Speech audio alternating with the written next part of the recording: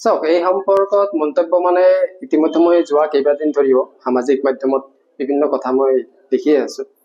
আমাৰ চাওক স্পষ্ট কথা যে উজনি নামনি বুলি কথা নাই।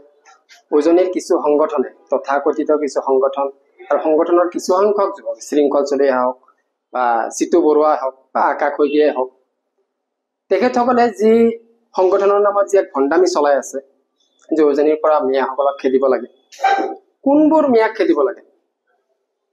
এইটো হৈছে আমাৰ প্ৰথম প্ৰশ্ন। শৃংখল চলিহালৈ কোনবোৰ মিয়াক খেদিব খুজিছে? সেইসকল মিয়া যদি অবৈধ নাগৰিক, তেন্তে শিৱসাগৰত কি প্ৰশাসন নাই নেকি? শিৱসাগৰত প্ৰশাসন আছে, প্ৰশাসন লৈ যাওক, যাই পেলাই অবৈধ বুলি চিনাক্ত কৰক, তাৰ পিছত মিয়াক খেদক, আমাৰ কোনো ক'বলগীয়া নাই। যেনেদৰে হিমন্ত বিশ্ব শৰ্মাই বিভিন্ন ঠাইত উচ্ছেদ কৰিছে, সেই উচ্ছেদ কৰা বা উচ্ছেদিতসকলৰ প্ৰতি কিন্তু আমাৰ সমৰ্থন নাই। আমি ভাল পাইছো চৰকাৰী মাটিত আশ্ৰয় লোৱা বা বেদখলকাৰী হিচাপে থকা প্ৰত্যেকজন মানুহ সেই ঠাইৰ পৰা যাব লাগিব, এইটো আমাৰ স্পষ্ট কথা। কিন্তু তাৰো কিছুমান নিয়ম আছে যে তেখেতসকলক উচ্ছেদ কৰাৰ পূৰ্বে ন্যায়ালয়ৰ যি আদেশ তেওঁলোকক সংস্থাপন দিব লাগিব, তাৰ পিছতহে তেওঁলোকক বেলেগ ঠাইলৈ পঠাব পাৰে বা উচ্ছেদ কৰিব পাৰে। গতিকে তাৰ পিছত কথাটো হ'ল, আমি শৃংখল চলিহাক খুজিব বিচাৰিছো বা চিতু বৰুৱা নেকি, তেখেতক খুজিব বিচাৰিছো যে আপোনালোকে যে মিয়া খেদিব বিচাৰিছে বা মিয়াৰ খেদি আপোনালোকে বিভিন্ন ঘৰলৈ গৈছে, আপোনালোকক অধিকাৰ কোনে দিলে? কোনে অধিকাৰ দিলে আপোনালোকক? আপোনালোকে কি প্ৰশাসন নেকি? শিৱসাগৰত কি প্ৰশাসন নাই নেকি?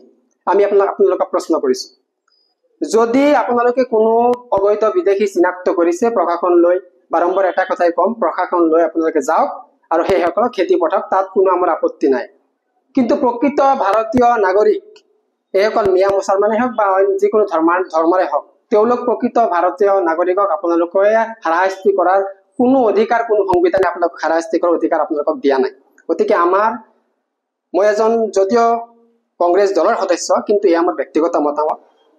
মই আপোনালোকৰ এই সংবাদ মাধ্যমৰ যোগেদি শৃংখল চলিহা আৰু চিতু বৰুৱাক সকীয়াই দিব বিচাৰিছো যে অনাগত দিনত কোনো এজন মিয়া মুছলমানক, যিসকল বৈধ ভাৰতীয় নাগৰিক, তেওঁলোকক হাৰাশাস্তি নকৰিবলৈ আপোনালোকক সকীয়াই দিছো।